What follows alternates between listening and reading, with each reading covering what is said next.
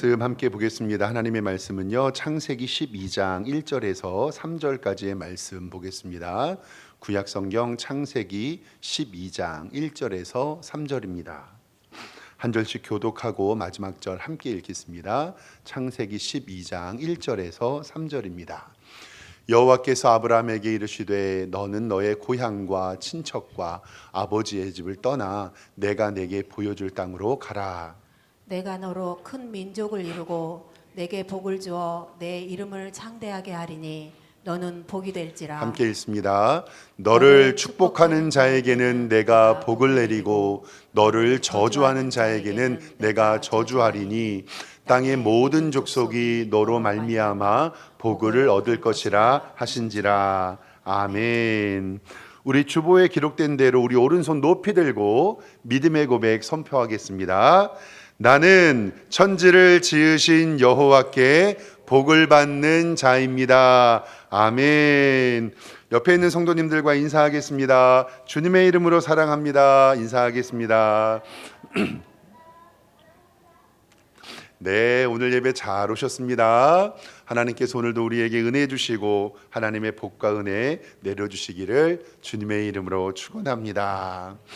중1 된 딸아이가 학교 한문 시간에 천간과 지지에 대해서 배웠던 것 같아요. 그래서 아빠 가불병정 그거 있잖아. 그리고 그 다음에 또 뭐 자축인묘 그거를 얘기하면서 막 자랑을 해요. 그래서 이제 중학교 1학년이 되니까 이제 조금 말이 통하는 것 같습니다. 우리 성도님들도 잘 아시는 것처럼 우리 조상들은 우주와 인간의 기원을 에너지로 말할 때 오행과 음양, 하늘의 10가지의 기운을 말했던 천간이라고 이야기를 하죠. 가, 물, 병정, 무, 기, 경신, 임계. 저도 여기까지만 알고 쓸 줄도 모르고 뭐 읽을 줄도 잘 모릅니다. 이렇게 천간이라고 이야기를 하고요. 그리고 지금은 이름을 부르는 문서, 호칭 혹은 순서할 때 가불병이라는 단어를 사용을 합니다. 그리고 우리가 띠를 소위 말하는 자축, 인묘, 진사, 오미, 신유, 술해 이 12가지를 이야기하면서 12개의 지지, 땅에 있는 것이라고 이야기를 하죠. 그래서 10가지의 천간과 12개의 지지가 합쳐져서 2개씩 묶어서 60개의 조합을 이루어져서 이것을 60갑자라고 이야기를 합니다. 너무나도 잘 아시죠?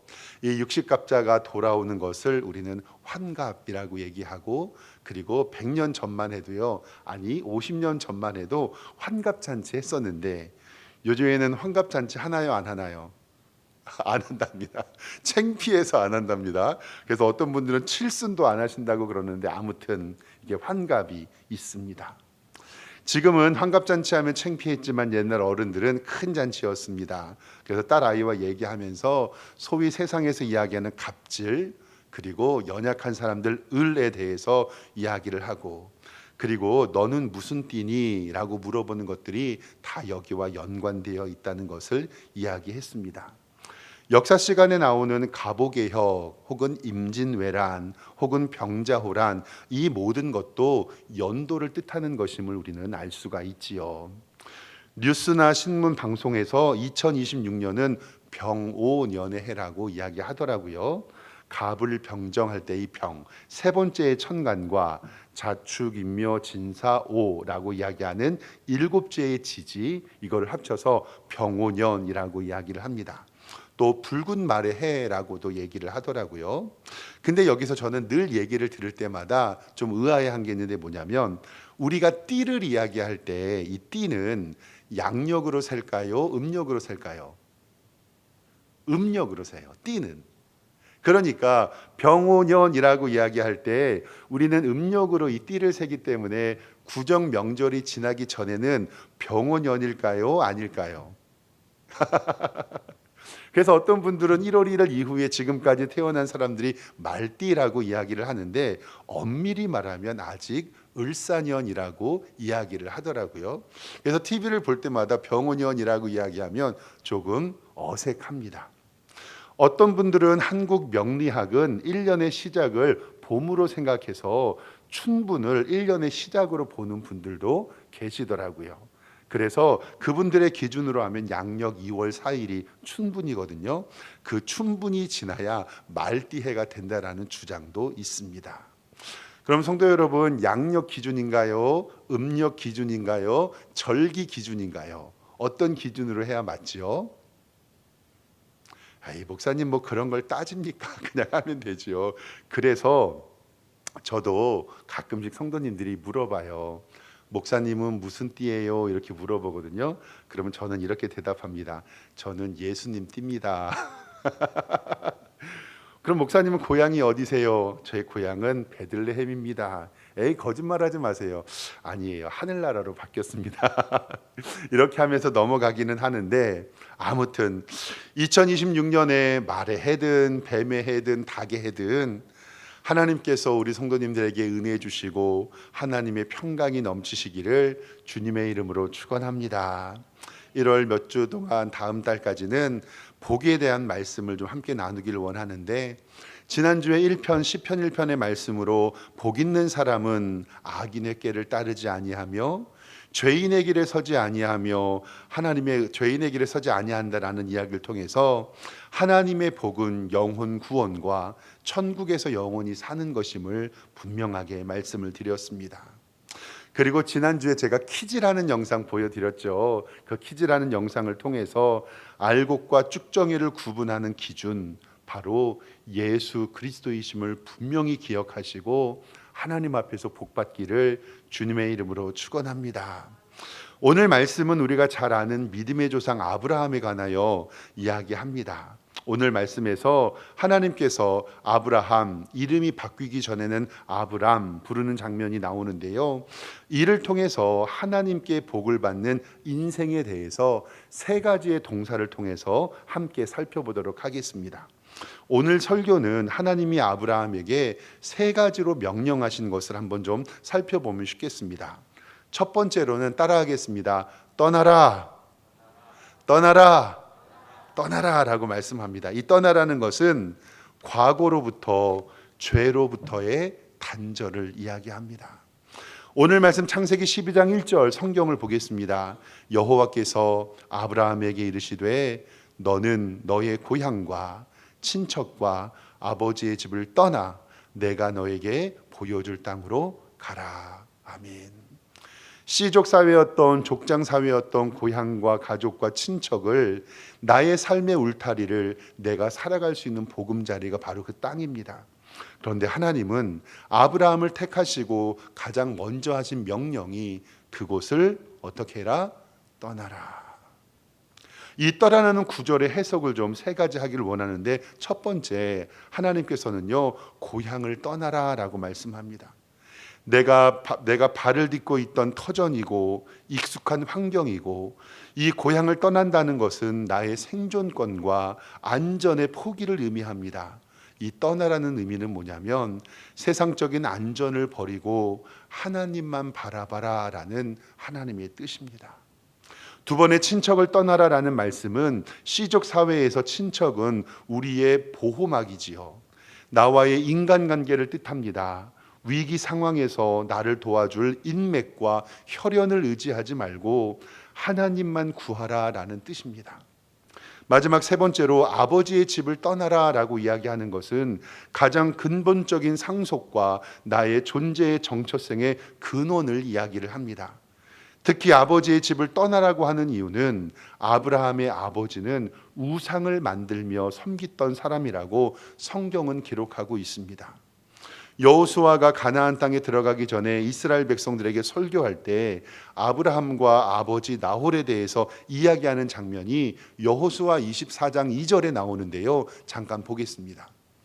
여호수아가 모든 백성에게 이르되 이스라엘의 하나님 여호와께서 이같이 말씀하시기를 옛적에 너희의 조상들 곧 아브라함의 아버지 나홀이 아버지 데라가 강 저쪽에서 거주하여 어떻게 했다고요? 다른 신들을 섬겼다. 그러니까 여호수아도 알고 있었던 거예요. 아브라함의 자손들, 아브라함의 아버지와 그의 할아버지는 강 저쪽에서 다른 신들을 섬겼다.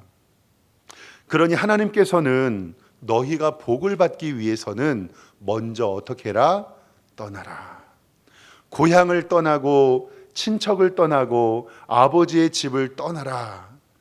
아이 목사님, 저 그럼 엄마 아빠도 만나지 말라는 말입니까? 절대로 그런 말이 아닙니다. 오해하시면 안 됩니다. 이것은 뭐냐면 나의 도움이 절대적으로 하나님으로부터임을 고백하며 내게 복 주시는 분이 하나님임을 인정하라라는 말씀입니다. 너의 고향이, 너의 친척이, 너의 아버지가 너에게 복을 줄 수 있는 분이 아니라 너에게 만복의 복의 근원을 주시는 분은 하나님이다라는 것을 인정하라는 말씀입니다. 성경은 복에 관하여 이야기할 때 열매와 얼마나 많은 가치에 대하여 이야기하는 것보다 우리가 어떤 위치에 서 있는 것에 대하여 더 많은 관심을 이야기합니다. 그래서 시편 1편 1절 말씀에 복 있는 사람은 악인의 꾀를 따르지 아니하며 생각하지 않고 죄인의 길에 서지 아니하며 행동하지 않고 오만한 자들의 자리에 앉지 아니한다, 결과를 따르지 아니한다라고 우리에게 말씀합니다.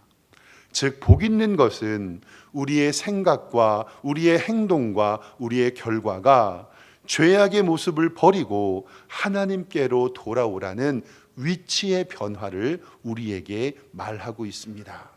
즉 복을 받는 사람은 복받을 자리에 있어야 합니다. 오늘 말씀 가운데서 중요한 것은 지금 내가 어디에 서 있는가, 그리고 나는 어떤 위치에서 하나님을 만날 것인가에 대한 질문을 우리 스스로 해봐야 합니다. 사랑하는 성도 여러분, 일주일 내내 여러분들은 어디에 서 계셨습니까? 그리고 예배를 마치고 여러분들은 지금 어디로 가요 하십니까? 하나님께서 우리 성도님들에게 은혜 주시고 2026년도에 하나님의 복을 받는 자리에서 계시기를 주님의 이름으로 축원합니다. 2026년도에 우리 교회 주차장 현수막에 말씀을 하나 걸려고, 아무것도 아닌 것 같은데 화면 잠깐 보여주세요. 우리 교회 현수막이에요. 위에는 예배 시간표가 있고 밑에 제가 수고하고 무거운 짐진 자들아 다 내게로 오라, 내가 너희를 쉬게 하리라. 이 말씀을 걸었는데요, 저 솔직히 말하면 저 말씀 고민하냐고요? 한 2개월 고민했어요. 이 말도 썼다가 저 말도 썼다가. 근데 교회가 세상 사람들에게 할 수 있는 유일한 말이 뭐냐면요, 수고하고 무거운 짐진 자들아 다 어디로 와라? 내게로 와. 예수님께. 저 말이 바로 그 죄의 자리에서 떠나라. 그러면 예수님께서 내가 너희를 어떻게 하래요? 쉬게 하리라. 정말로 죄악의 자리에서, 슬픔의 자리에서, 아픔의 자리에서, 고통의 자리에서 떠나 예수님의 참된 평화의 길이 넘치는 자리에 오시기를 주님의 이름으로 축원합니다. 예수님의 오시기 전에는 죄악의 자리였고 멸망의 자리였고 고통의 자리였지만 예수님을 믿는 믿음으로 말미암아 이제 우리는 하나님의 품으로 올 수가 있게 되었습니다. 그래서 하나님은 아브라함에게 내가 복 있는 사람이 되려면 먼저 고향을 떠나고 친척을 떠나고 특별히 아버지의 우상집에서 떠나라, 그리고 복 주시는 하나님을 신뢰하라라고 말씀합니다. 우리가 잘 아는 히브리서 11장 말씀장에서 아브라함을 이렇게 평가합니다. 히브리서 11장 8절 말씀에 보세요. 믿음으로 아브라함은 부르심을 받았을 때에 순종하여 장래의 유업으로 받을 땅에 나아가지만 갈 바를 알았어요? 몰랐어요? 몰랐어요. 단순히 아브라함은 10절에 이는 그가 하나님이 계획하시고 지으실 터가 있는 성을 바랐습니다. 아멘. 우리는요, 믿음의 조상 아브라함 할 때 100세에 하나밖에 없는 아들을 바쳤던 아브라함만 생각하는데, 히브리서는 먼저 믿음으로 아브라함은 부르심을 받았을 때에 순종하였고 장래의 유업으로 받을 땅에 나아갔고 갈 바를 알지 못하고 나아갔다라는 이 떠난 것에 대하여 우리에게 먼저 말씀하고 있습니다. 고향과 친척과 아버지를 떠난 사건, 이것이 바로 믿음의 결단이라고 성경은 이야기합니다. 우리는 생각할 때 고향을 떠나고 친척을 떠나고 아버지의 집을 떠나면 우리에게 고난이 있을 것 같지만 사랑하는 성도 여러분, 우리는 하나님께서 우리에게 복 주심을 믿으시기를 주님의 이름으로 축원합니다. 아무것도 알지 못한 채 하나님이 계획을 믿고 하나님이 지으실 성을 바라봤던 아브라함의 믿음이 우리에게 있기를 소망합니다. 2026년도에 하나님의 복을 받기 위해서는 우리는 먼저 떠나야 합니다. 새 포도주는 새 포대에 담아야 한다고 말씀하셨고, 과거의 세속적인 가치관과 방법론으로는 하나님의 복을 담을 수가 없습니다. 아브라함이 우상의 땅에 머물렀다면 하나님의 복이 그에게 임하지 않을 것입니다. 이것은 바로 하나님께서 우리에게 복 주시는 그릇을 준비해야 한다는 말씀입니다. 의지하였던 세상과 단절하고 바로 하나님께 우선순위를 주는 원리입니다. 하나님을 의지하는 것보다 세상을 의지하면 안 됩니다. 그래서 하나님은 우리에게 떠나라고 말씀합니다. 그리고 그 떠남으로 말미암아 우리는 변화해야 합니다. 누구든지 그리스도 안에 있으면 새로운 피조물이라, 이전 것은 지나갔으니 보라 새 것이 되었도다라고 말씀하시는 하나님의 은혜를 누리시기를 주님의 이름으로 축원합니다. 특별히 기도하시면서 요즘에 우리 교회에 아프고 힘든 성도님들이 많아요. 또 몸이 아픈 것뿐만이 아니라 마음이 아파서 고통하는 성도님들이 너무나도 많이 있습니다. 그런데 올해 이렇게 선포하십시오. 내가 이 병상을 떠나 하나님의 은혜의 자리로 가겠다. 내가 이 병마에서 떠나 하나님의 영광을 돌리기를 원한다 선포하시고 그 자리에 떠나서 하나님의 은혜 아래 거하시기를 주님의 이름으로 축원합니다. 두 번째 따라하겠습니다. 믿으라, 믿으라. 아멘. 하나님의 약속을 붙들어야 삽니다. 오늘 2절 말씀에는 보세요. 내가 너로 큰 민족을 이루고 내게 복을 주어 내 이름을 창대케 하리니 너는 뭐가 되어 복이 될지라. 아멘. 이 말씀은요 1번 말씀과도 연결됩니다. 떠나라와 연결되는데, 왜냐하면 아브라함이 모든 것을 버리고 떠날 수 있었던 가장 큰 이유는 누구를 믿었기 때문이죠? 하나님을 믿었기 때문입니다. 믿음의 결과가 떠남입니다. 지금 나의 상황과 형편과 위치를 보면 도무지 불가능해 보입니다. 그러나 전지전능하신 창조주 하나님을 믿고 의지할 때 하나님께서는 4가지를 약속하세요. 첫 번째, 내가 너로 큰 민족을 이루게 하겠다. 두 번째, 내게 복을 주겠다. 세 번째, 내 이름을 창대케 하리라. 마지막 4번째는 너가 복이다 라고 우리에게 말씀하고 있습니다. 두 번째 믿으라의 부분은요, 하나님께서 우리에게 복 주심을 믿어야 하는 것입니다. 여기서 정말 중요한 것은 아브라함의 큰 민족을 이루고 복을 주고 이름을 창대케 하고 너는 복이 되리라 라고 말씀하신 분이 하나님인 줄 믿습니다. 2026년도 나의 삶에, 우리의 가정에, 우리의 자녀 위에, 우리 교회에 복 주시는 분, 그 분은 우리가 믿는 천지 만물의 주인이신 하나님인 줄 믿습니다. 우리가 찬송가 28장에 불렀던 것처럼 복의 근원 강림하사 찬송하게 하소서. 아멘. 시편 16편 2절 말씀에 이렇게 성경 기자는 이야기합니다. 내가 여호와께 아뢰되 주는 나의 주님이시오니, 여기서 중요해요. 주밖에는 나의 복이 없다 하였나이다. 아멘. 주님이 나의 복이라는 거예요. 역대상 29장 12절에 부와 부귀가 주께로 말미암고 또 주는 만물의 주제가 되사 손의 건세와 능력이 내게 있사오니 모든 사람을 크게 하심과 강하게 하심이 누구의 손이 있다고요? 주의 손이 있다. 믿음은 다른 것이 아니라 성경의 복은 하나님께로부터 온다라는 것을 믿는 것이 바로 우리의 믿음의 시작입니다. 이것이 믿어져야 우리는 바른 신앙생활을 할 수 있습니다. 온전한 주일 성수, 하나님이 내게 복을 주신다라고 확신이 없잖아요. 할 수가 없습니다. 집에서 늦잠 자고 편안히 쉬고 축구 보고 야구 보고 집에서 쉬면 되는데, 주일을 지키는 것은 오늘 예배를 통해 하나님께서 내게 복을 주신다라는 믿음입니다. 하나님 앞에 온전한 10의 1조를 드리는 것, 우리가 번 돈 그 100% 다 나를 위해 써도 부족하지요. 그런데 나의 10분의 1을 주님께 드리는 것은 이 모든 것을 주신 분은 하나님이라는 나의 온전한 믿음 때문에 드릴 수가 있는 것입니다. 내가 교회에서 봉사하는 것, 하나님이 내 삶의 부족한 부분을 채워주신다라는 믿음이 없으면 우리는 하나님의 교회에서 섬길 수가 없습니다. 내가 기도할 수 있는 것도 하나님이 내게 복을 주시는 분이라는 믿음이 없다면 우리는 하나님 앞에 기도할 수가 없는 것입니다. 사랑하는 성도 여러분, 2026년도에 반드시 믿어야 할 것은 내게 복 주시는 분, 우리 가정에 복 주시는 분, 우리 교회에, 우리 기업에 복 주시는 분이 누구다? 하나님이다라는 사실을 반드시 믿으시기를 주님의 이름으로 축원합니다.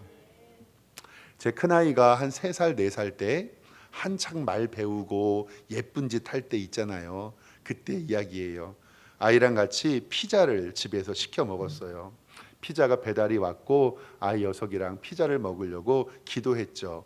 날마다 우리에게 3, 4살 그때는 너무 예쁘잖아요. 그래서 기도를 하고 제가 기도했어요.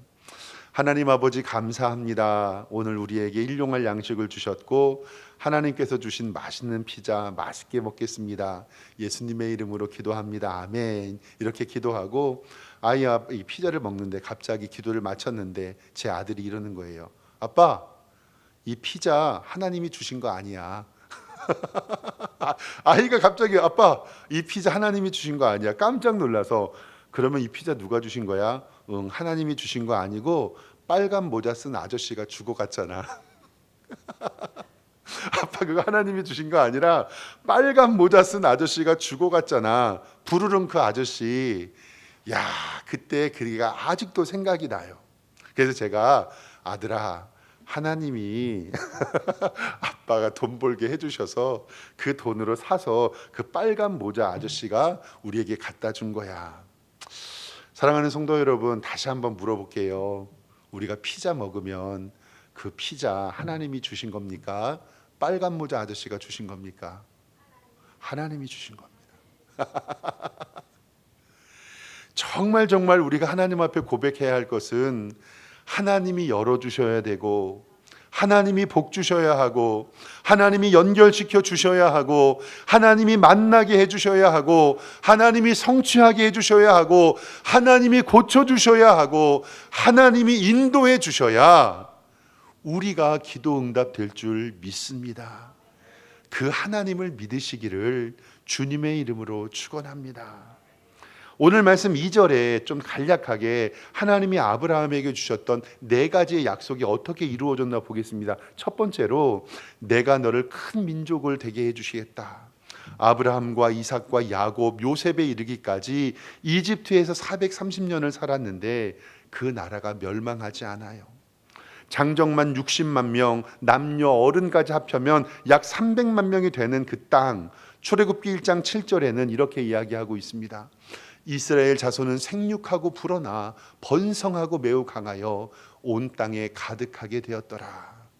그런즉 믿음으로 말미암은 자들은 아브라함의 자손인 줄 알지어다. 아멘.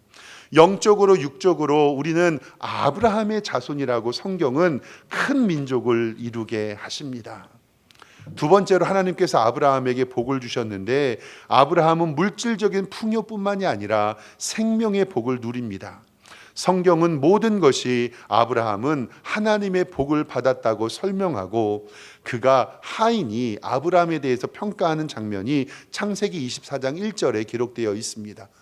아브라함이 나이가 많아 늙었고 여호와께서 그에게 범사의 복을 주셨더라. 바로 저게요, 아브라함의 하인이 고백하는 거예요.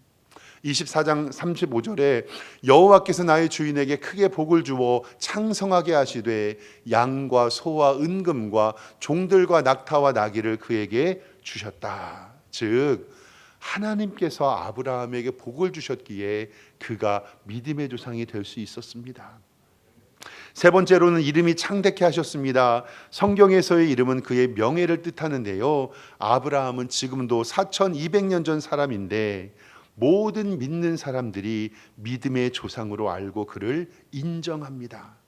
그의 이름이 열국의 아비였던 아브라함에서 그냥 거룩한 아버지였던 아브라함에서 열국의 아비였던 아브라함으로 바뀐 이유가 여기에 있습니다. 창세기 17장 4절 말씀에 이렇게 기록되어 있습니다. 내 언약이 너와 함께 있으니 너는 여러 민족들의 아버지가 될지라. 이제후로는 내 이름을 아브라함이라 하지 아니하고 아브라함이라고 하리니 이는 내가 너를 여러 민족의 아버지가 되게 함이라. 지 아브라함이라는 이름은 존귀한 아버지라는 뜻이지만 아브라함이라는 이름의 뜻은 민족의 열국의 아버지라는 이름의 뜻이 되게 됩니다. 그리고 마지막으로는 너는 복이 될지라. 이 성경의 옛날 성경에서는 복의 근원이라고 이야기하는데요.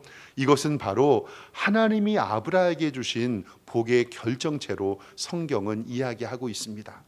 이것은 마지막 세 번째의 복과도 이야기되는데 세 번째를 좀 찾아보겠습니다. 세 번째 따라하겠습니다. 흘러보내라. 흘러보내라. 아멘. 첫 번째 복은요, 떠나라. 두 번째 복은 믿으라. 세 번째 복은 흘러보내라. 함께 마지막으로 3절 성경을 좀 보겠습니다. 보세요. 너를 축복하는 자에게는 내가 복을 내리고 너를 저주하는 자에게는 내가 저주하리니 땅의 모든 족속이 너로 말미암아 복을 얻을 것이라. 이 구절이 정말로 귀중한 것은 어떤 말씀이냐면요, 하나님께서는 아브라함과 하나님 자신을 운명 공동체로 보신다는 거예요. 운명 공동체. 보세요. 너를 축복하는 게 누구를 축복하는 거다? 하나님을 축복하는 거고, 너를 저주하는 게 하나님을 저주한다라는 것은 아브라함아, 너는 나의 분신이다. 너와 나는 한 몸이다라고 말씀하고 계시는 거예요. 이것은 하나님의 강력한 보호의 약속입니다. 지금은 잘 이해되지 않아요. 그러면 어떻게 하나님께서 아브라함을 보호해 주시는가? 성경을 계속 아브라함의 이야기를 보시면 아브라함이 그렇게 온전한 삶을 산 게 아니에요. 예를 하나 좀 들어보겠습니다. 아브라함이 성경에서요, 자기의 아내를 누이라고 보낸 장면이 두 군데가 나와요.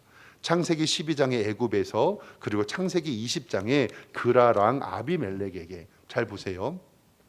4200년 전 당시에는요, 여성이 존귀하게 대접받지 못할 때예요. 동네에 아름다운 여인이 있으면 힘 있고 능력 있는 사람이 그 여인을 뺏어다가 자기의 아내로 삼을 때였습니다. 근데 이 아브라함이 애굽 땅으로 가요. 근데 이 사라가 너무나도 예쁜 거예요.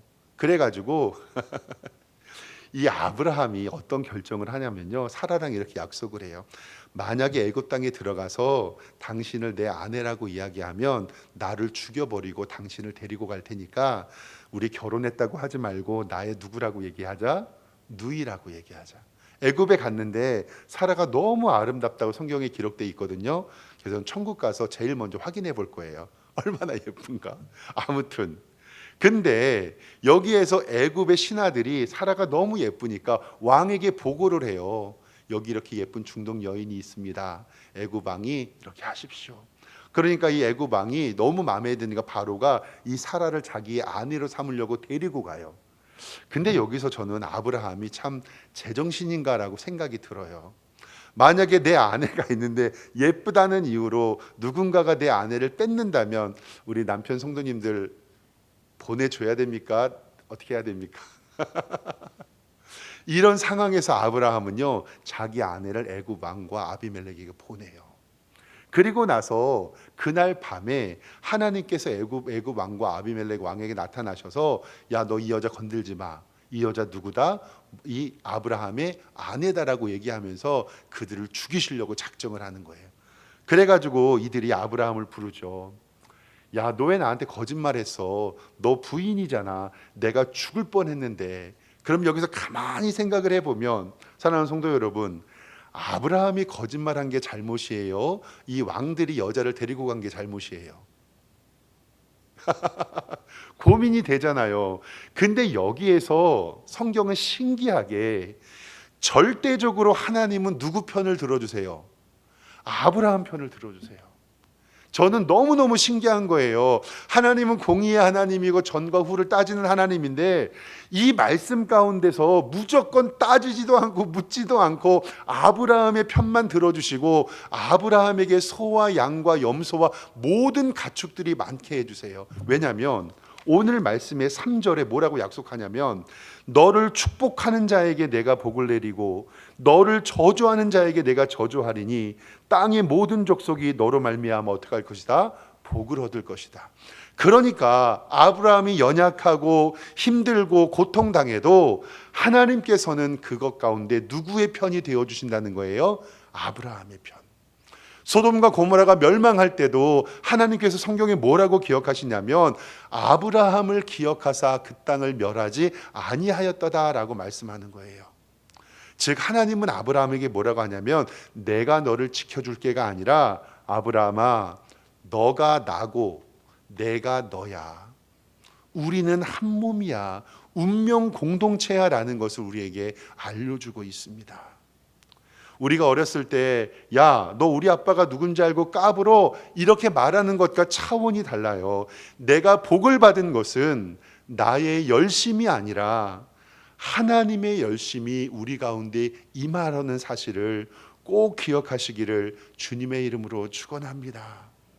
그러니 2026년도에 기도하면서 하나님 나를 보호해 주세요가 아니라 하나님 내가 하나님이 되고 하나님이 내가 되는 운명 공동체 아브라함의 복을 내가 받게 하여 주시옵소서라고 기도하는 여러분들과 제가 되기를 소망합니다.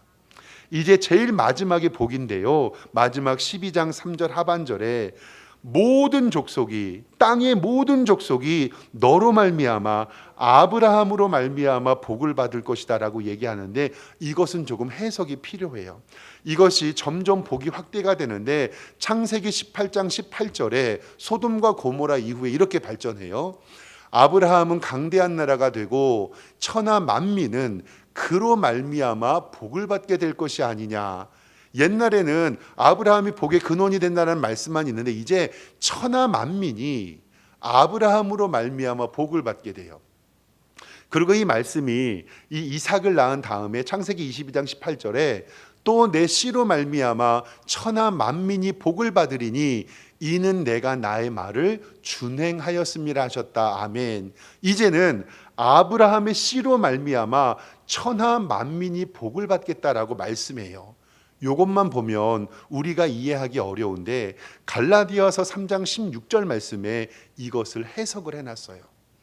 이 약속들은 아브라함과 그의 자손에게 말씀하신 것인데 여럿을 가르쳐 그 자손들이라 하지 아니하시고 오직 한 사람을 가르쳐 자손이라 하셨으니 누구예요? 곧 그리스도라. 아멘. 아브라함을 통해서 천하 만민이 복을 받는다는 것은 뭐냐면 내 씨로 말미암아 천하 만민의 온 백성의 구원을 해주신 하나님의 아들 예수 그리스도를 다윗의 자손으로 우리에게 보내주신다는 예수 그리스도의 예언이 누구를 통해서 이루어집니까? 아브라함을 통해서 이루어집니다.